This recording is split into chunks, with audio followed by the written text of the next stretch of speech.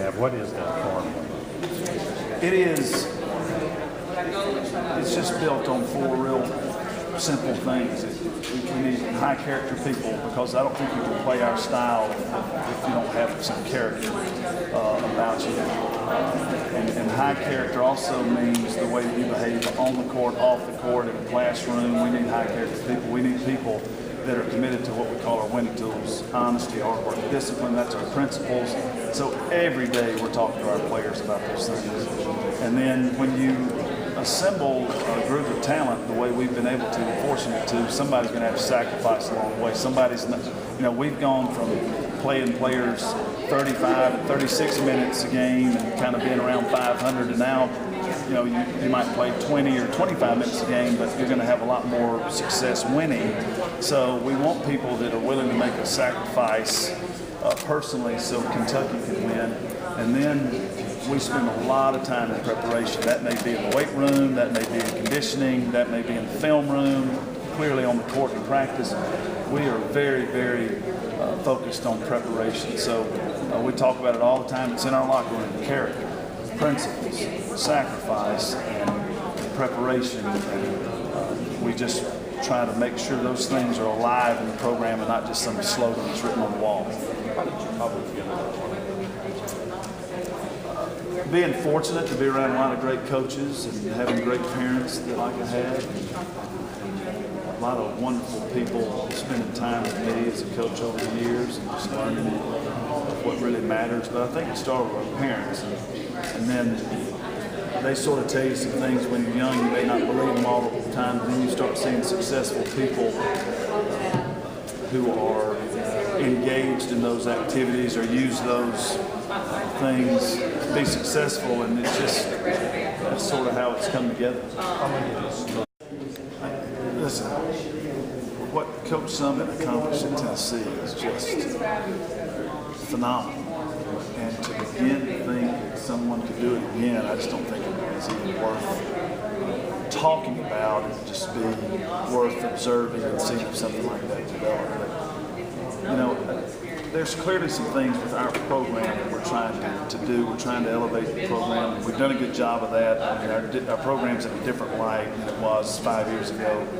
But so there are some things that we're trying to do there. But really, the way you do that, in my mind, is you treat every single season as unique and special, and you don't worry about the future a whole lot. You don't worry about the past a lot. You worry about that season, and that's been a good formula for us to try to build upon maybe some success that we've had, and then you look back on it when you're done to see what happened. In the midst of all of it, I just don't think there's a lot of value in trying to see if you can build a dynasty or be great or all those kind of things that you look back on and you see what Pat Summitt did just day after day after day. And I just admire her so much, and obviously appreciate her. That's going to be something very tough to educate. What sort of things did Rich Brooks say to your boss when he was giving you the business, and how did you take it initially? Did you? I guess I'm wondering. Where's this guy coming from? Why is he doing this? Well, no, I don't remember specifics, but it was just good-natured ribbing, like you would be riding down the road, and he might say, here's where are you from? And maybe I'd tell him I'm from Mississippi, and maybe he might say something about where I was from, or something like that. But it was just good-natured ribbing, and it showed that he, I guess he could have gotten up at the front of the bus, the back of the bus. He was the football coach and kind of isolated himself and kind of been, sort of a big shot. And nobody would have said anything to him, and he was just real down to earth. It was very real and just, acted like one of us, and that I was impressed by that. He was very kind to everybody, and so it was a lot of fun. It made a big impression on me. That no matter what position you're in, it's more important what kind of person you are than what position you hold. A bunch of Pat Summitt and really Mickey DeMoss convinced Pat Summitt to give me a chance where they could have hired a monkey monkey to do the job. They hired me, and the monkey probably would have done a better job than I did. But I mean, they really gave me an opportunity to transform my life and gave me an opportunity to coach in this league. So you think Billy Donovan, when I was in Gainesville as a women's assistant coach, he would just open his practice up to me and let me come in and you can't imagine how many dumb questions I've asked Billy Donovan over the years, and he patiently sat and answered. And so huge impact on my coaching career. Being around somebody like Philip Fulmer, being around somebody like Steve Spurrier, just observing them and how they won championships. So, the list could go on and on and on. But it's a lot of people in this league have been a huge impact to me. And kid growing up in Louisville, Mississippi, part of SEC territory, and now to be a part of this conference in a small way is just a thrill of a lifetime. How do you feel that you evolved from a younger coach maybe asked more I asked a bunch of them, and I listened, tried to listen, and tried to get around as many people that were successful as I could. People that have been in Kentucky have spent a lot of time with me. Rich Brooks, the football coach, who was, it was the last 7 years of his career, and we were in very different parts of our life and career, and he really took an interest in me and encouraged me when I needed encouragement, because I think you need that as a coach. What John does for me now, he spends a lot of time with me, giving me advice and helping me if I have questions. So, I think if you don't use those resources, it's sort of silly. You have so many great people around you that you all try to find out everything you can. What was the connection with Steve Brooks? Why do you think he took an interest, and how did he first show that you were even he was aware of it? Well, that's a great story. I got hired a few weeks maybe after Billy Gillespie got hired. So Billy was busy trying to put together a recruiting class, and so we had this big blue caravan where we used to travel throughout the state and play golf, and then the coaches would, Tubby would get up and speak, the year before, and Rich would get up and speak. And so Billy didn't make it on a couple of those because he had just gotten the job and had some commitments, and so they asked me to get up and speak, and we were on these bus rides together. And he just is a real down-to-earth guy, and he has a great sense of humor, so he was giving me some grief, as the new guy around, and kind of, seeing if I could hold my own, I guess, so to speak. But that had just evolved into a really great friendship, and I just had so much respect for him.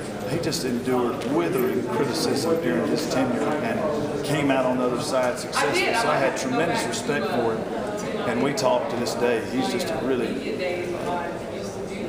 positive and powerful influence on me.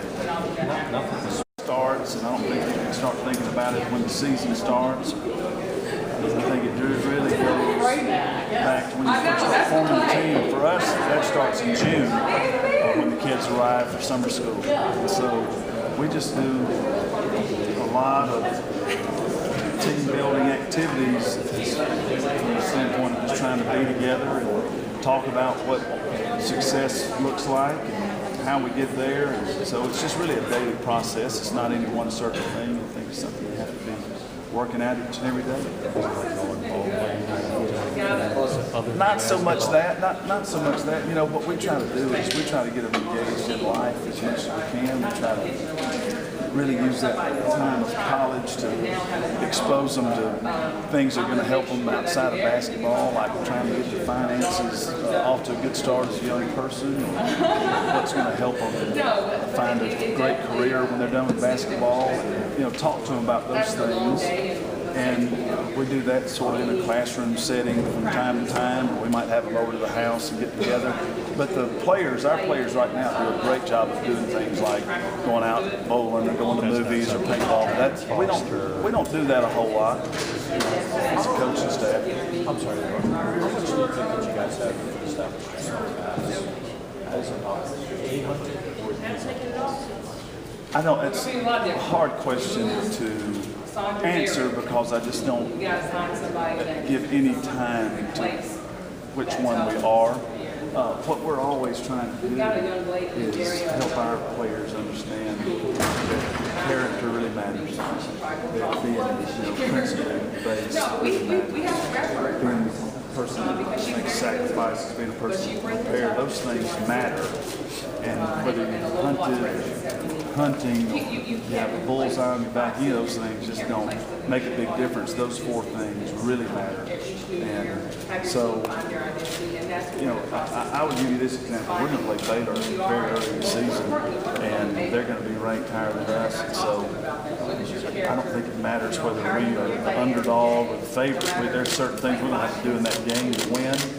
And so I'm not exactly sure what the difference is between the two. We've been able to establish a formula for success that's working well for us.